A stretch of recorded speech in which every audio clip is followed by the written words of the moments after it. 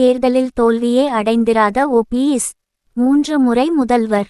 முதல் முறையாக எம்பி தேர்தலில் போட்டி. முதல் முறையாக லோக்சபா தேர்தலில் போட்டியிட உள்ளார் ஓ பன்னீர்செல்வம். 3 முறை தமிழ்நாட்டின் முதலமைச்சராக பொறுப்பு வகித்துள்ள ஓபிஎஸ் முதல் முறையாக எம்பி தேர்தலில் நிற்கிறார். பாஜக கூட்டணிக்கு ஆதரவு தெரிவித்திருந்த ஓ பன்னீர்செல்வம் பாஜகவுடன் தொகுதி பங்கீடு பேச்சுவார்த்தை நடத்தி வந்தார். பாஜக அணியில் ஓபிஎஸ் தரப்பு கேட்ட சீட்டுகளை தரவில்லை என கூறப்படுகிறது. இதனால் பேச்சுவார்த்தையில் இழுபறி நீடித்து வந்தது. இந்நிலையில் தனது அணியின் நிர்வாகிகளுடன் தீவிரமாக ஆலோசித்த ஓபிஎஸ் ஒரே ஒரு தொகுதியில் மட்டும் போட்டியிடுவது என தீர்மானித்துள்ளார். பாஜக கூட்டணியில் ராமநாதபுரம் மக்களவைத் தொகுதியில் ஓபிஎஸ் அணி போட்டியிடுவதாக அறிவிக்கப்பட்டுள்ளது. அதிலும் ஓ பன்னீர்செல்வமே ராமநாதபுரம் தொகுதியில் வேட்பாளராக களமிறங்க இருப்பதாக அறிவிக்கப்பட்டுள்ளது. தனிச்சின்னத்தில் ஓபிஎஸ் போட்டியிட உள்ளதாக தெரிவிக்கப்பட்டுள்ளது. அதிமுகவை கைப்பற்றி இரட்டை இலை சின்னத்தை பெறும் சட்டப்போராட்டம் நடத்தி வரும் ஓபிஎஸ் தாமரை சின்னத்தில் நிற்க வேண்டாம் என முடிவெடுத்து தனிச்சின்னத்தில் களமிறங்க உள்ளார். ஓ பன்னீர்செல்வம் பெரியகுளம் நகர்மன்ற தலைவராக 1996 முதல் 2001 வரை பொறுப்பு வகித்துள்ளார். 2001 சட்டமன்ற தேர்தலில்தான் முதல் முறையாக ஓ பன்னீர்செல்வத்துக்கு தேர்தலில் போட்டியிட வாய்ப்பு வழங்கப்பட்டது. 2001 இல் பெரியகுளம் தொகுதியில் போட்டியிட்டு வென்று முதல் முறையாக எம்எல்ஏ ஆனார் ஓ பன்னீர்செல்வம். செப்டம்பரில் உச்ச நீதிமன்றத்தால் ஜெயலலிதா முதல் அமைச்சர் பதவியில் இருக்க தடை விதிக்கப்பட்டபோது தமிழகத்தின் முதலமைச்சராக ஜெயலலிதாவால் அமர வைக்கப்பட்டார் ஓபிஎஸ். முதல் முறையாக எம்எல்ஏ ஆன சில மாதங்களிலேயே தமிழ்நாட்டின் முதலமைச்சராக மிகப்பெரிய பொறுப்பைச் சுமந்தார் ஓ பன்னீர்செல்வம். செப்டம்பர் 21, 2001 முதல் மார்ச் 1, 2002 வரை 6 மாதங்கள் தமிழக முதல்வராக செயல்பட்டார் ஓபிஎஸ். மீண்டும் 2006 சட்டசபை தேர்தலிலும் பெரியகுளம் தொகுதியில் நின்று வெற்றி பெற்றார். எதிர்க்கட்சித் தலைவராகவும் சில காலம் செயல்பட்டார் ஓபிஎஸ். 2011 சட்டசபை தேர்தலில் போடிநாயக்கனூர் தொகுதியில் நின்று வெற்றி பெற்றார் ஓபிஎஸ். ஜெயலலிதா தலைமையிலான அரசில் நிதி அமைச்சராக பதவியேற்று 2011 மே 16 முதல் 2014 செப்டம்பர் 27 வரை பதவி வகித்தார்.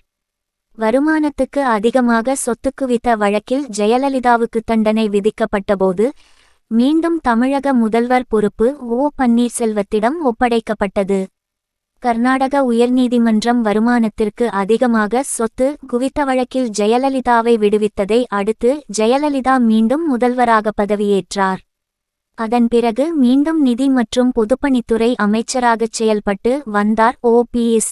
2016 சட்டசபை தேர்தலிலும் போடி தொகுதியில் வென்ற எம்எல்ஏ ஆனார் ஓபிஎஸ். ஜெயலலிதா அமைச்சரவையில் நிதி அமைச்சராக பதவி வகித்தார். டிசம்பர் 6, 2016 அன்று ஜெயலலிதாவின் மரணத்தைத் தொடர்ந்து பன்னீர்செல்வம் 3வது முறையாக தமிழக முதல்வராக தேர்ந்தெடுக்கப்பட்டார். பின்னர் சசிகலா தரப்பு உடனான கருத்து வேறுபாட்டை தொடர்ந்து முதலமைச்சர் பதவியில் இருந்து விலகி தர்மயுத்தம் மேற்கொண்டாள். அதன் பிறகு சசிகலா சிறை சென்ற பின்னர் எடப்பாடி பழனிசாமி முதல்வர் ஆனார். சில மாதங்களில் ஓபிஎஸ் எடப்பாடி பழனிசாமியோடு இணைந்து கொண்டார். ஓபிஎஸ்ஸுக்கு துணை முதல்வர் பதவி வழங்கப்பட்டது. இதையடுத்து 2021 சட்டசபை தேர்தலில் மீண்டும் போடி தொகுதியில் வென்றார். எனினும் அதிமுக ஆட்சியை பறிகொடுத்தது. அதற்கு அடுத்த ஆண்டில் இபிஎஸ் ஓபிஎஸ் இடையே கருத்து வேறுபாடு ஏற்பட்டது. ஒற்றை தலைமை மோதலால் கட்சியில் இருந்து நீக்கப்பட்டார் ஓபிஎஸ்.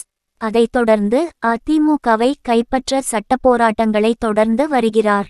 நீதிமன்றங்களில் தொடர் பின்னடைவை சந்தித்து வந்தாலும் அதிமுகவை கைப்பற்றுவேன் என கூறி அதிமுக தொண்டர்கள் உரிமை மீட்புக் குழு என்ற பெயரில் செயல்பட்டு வருகிறார்.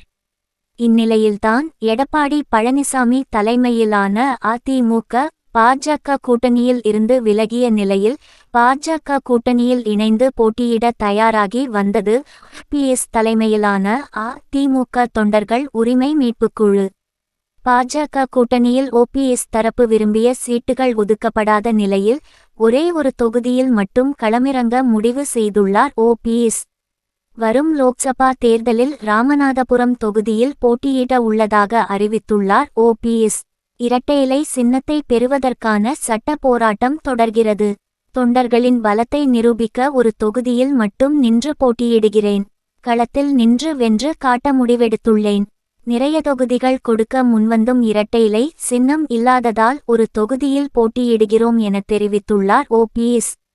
நகர் மன்றத் தலைவராக தொடங்கி 5 முறை எம்எல்ஏவாகவும் 3 முறை முதலமைச்சராகவும் 1 முறை துணை முதலமைச்சராகவும் பதவிகளை வகித்துள்ள ஓ பன்னீர்செல்வம் முதல் முறையாக லோக்சபா தேர்தலில் போட்டியிட உள்ளார். தேர்தலில் தோற்றதில்லை என்ற வரலாற்றை ஓ பன்னீர்செல்வம் தொடர்வாரா என்பதை பொறுத்திருந்து பார்க்கலாம்.